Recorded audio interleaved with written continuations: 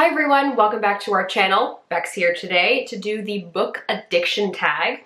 Wasn't tagged by anybody, I just saw a bunch of other booktubers doing it and it looked like fun. We've got 14 questions here all about your love for books, which makes sense. Let's go. The first question is, what is the longest amount of time you can comfortably go without picking up a book?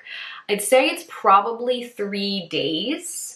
Sometimes that's just because I want a little bit of a break between books, or maybe it's because I've just finished a book and I want to wait to the start of the next month for a particular challenge that I'm participating in or a readathon.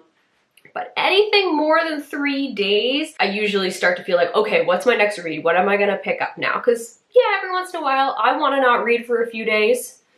Everybody gets like that, but more than 3 days, unless I'm in a bad place, it's usually about the limit. Question 2, how many books do you carry on your person, be physical or on a device, at any one time? I always have an audiobook on my phone downloaded and ready to go, even if I'm not listening to it at that moment, because you never know when you might have time to start an audiobook. Sometimes I carry a physical book with me, not so much right now, because I'm trying to minimize the amount of things I have on me when I go out in public. But before then, I had a bigger purse and I would often carry a book with me. So 1 always, and sometimes 2. Question 3, do you keep every book you buy or receive, or are you happy to pass them on to make space for more? I'm happy to pass things on. If somebody gave something to me and I really didn't enjoy it, I feel a little guilty, but I will pass it on. Otherwise, I keep a lot of books that I at least enjoy to some extent, but I have no problem doing an unhaul every so often and just getting rid of stuff. Question 4, how long would you spend in a bookshop on a standard visit? If I am going solo, I could easily spend at least an hour in there, if not more, depending on how big the bookshop is. If I'm with other people, if they're also bookish people, sometimes I can get away with being in there for an hour. If it's somebody who just happens to be with me and I spot a bookstore and I want to go in, I usually feel guilty if I take longer than half an hour. Question 5, how much time per day do you actually spend reading? That is the question, isn't it? Some days I'll spend hours reading. If it's the weekend, it's a nice day, I'll go outside, read in the sun, maybe blow up the kiddie pool if it's really hot, or just, relax inside under a blanket if it's cold.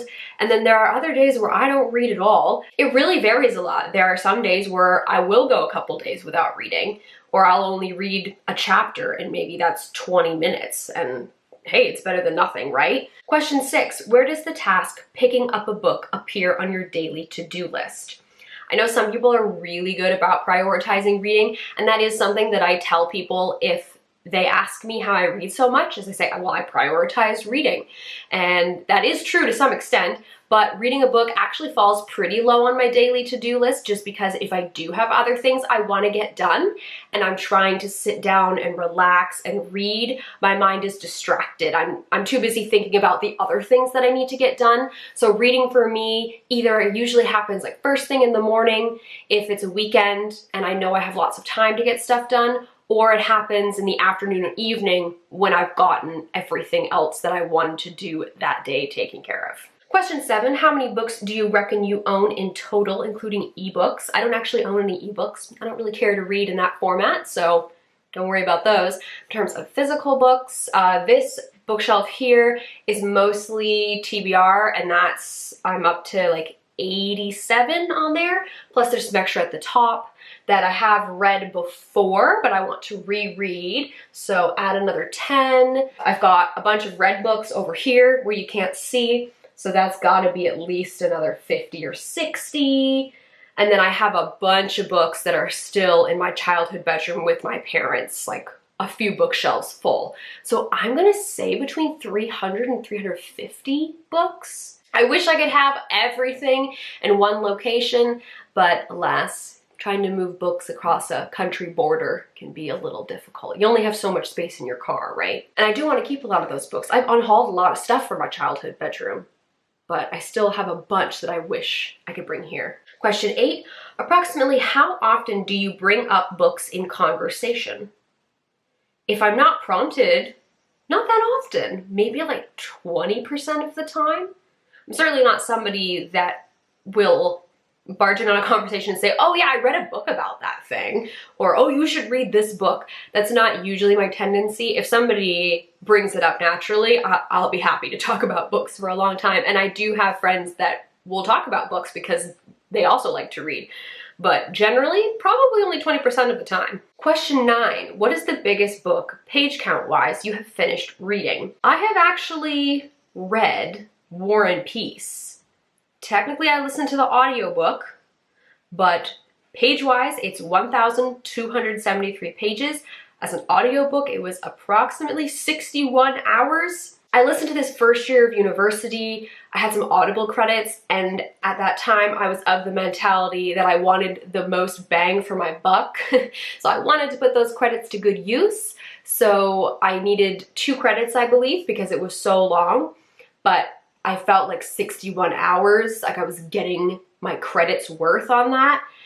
I don't remember really any of the book. Like it wasn't worth it in the end. Like me nowadays would never do that. But this was before I had a YouTube channel. Like reading for me was a little different 10 years ago. So that is the biggest book that I have technically read / listened to. Some honorable mentions, Storm of Swords, which I did read, and I also read The Stand, the uncut version as well. Those were all really close to that 1,273 page mark. So that's approximately 1,200 pages is about where I sit. Is there a book you had to get your hands on against all odds? You searched the bookstore, you did your online digging, you stalked the author on social media to figure out when that book was coming out. No, not really. This hasn't happened to me in that same way. I think the closest example I have is that there was a certain edition of Into the Wild by Jon Krakauer that I really wanted to get my hands on because the edition that was available to me, I didn't really like the look of it, and I had seen these covers online for some of his books, and so I did order from Book Depository specifically so I could get this cover, and I don't regret it. It's beautiful. So that's probably the closest I've come to doing something like that. Is there a book you struggled to finish because you refused to DNF it? Yes, actually quite recently. My example is The Story of Edgar Sawtelle by David Wroblewski. This is a book that Les chose for me to read this year, so there was that pressure of wanting to read it for the Shelf Sisters series, and it's quite large, over 500 pages, and yeah, there was many times where I debated DNFing this book, but I didn't want to because I wanted to complete what Les had challenged me to do. So yeah, if you want to hear more of my thoughts on why I didn't enjoy this book, I did do a review for it because that was part of the deal. So I'll link that if you want to go check that out. What are 3 or some of your main book goals for 2020 or 2021 if you've already started planning? So I have videos where I mentioned my reading goals back in January, and then I also did an update on how they were going in July, and so I can mention a couple of them here, of course. One of my challenges was to read 4 books over 500 pages that I've owned for at least a year, because I definitely have a tendency to put off those bigger books. As of right now, I have only read 1, and I do have plans to pick up another one shortly, but definitely behind on that one. So I might not make that one this year. Another one worth mentioning was me participating in the BookTube prize. And I did participate in both the octafinals and the semifinals, and I am reading for the finals as well. So that goal is definitely well done at this point. And then as far as 2021, I think for my 3rd thing, I can mention that I've been debating doing a sort of goal, maybe video, maybe even video series. I don't really know what's going to happen, but I've got this idea in my head where I want to read the first few chapters of books that I'm not sure if I'll like anymore, to either just clear them out or to actually read them, because I do have books on my TBR shelf that I've had for years, and I'm a little scared at this point that I'm not going to like them anymore. So I would love to just make a big pile and do a video about, you know, reading the first few chapters, thoughts. Am I going to DNF it, give it away? Am I going to actually keep reading it? Just see what happens. So Tell me if you like that idea, because it's something I'm debating doing. Have you ever had the privilege of converting someone into a reader by inspiration or your incessant nagging? I don't think I've had the sheer pleasure of really making somebody a reader.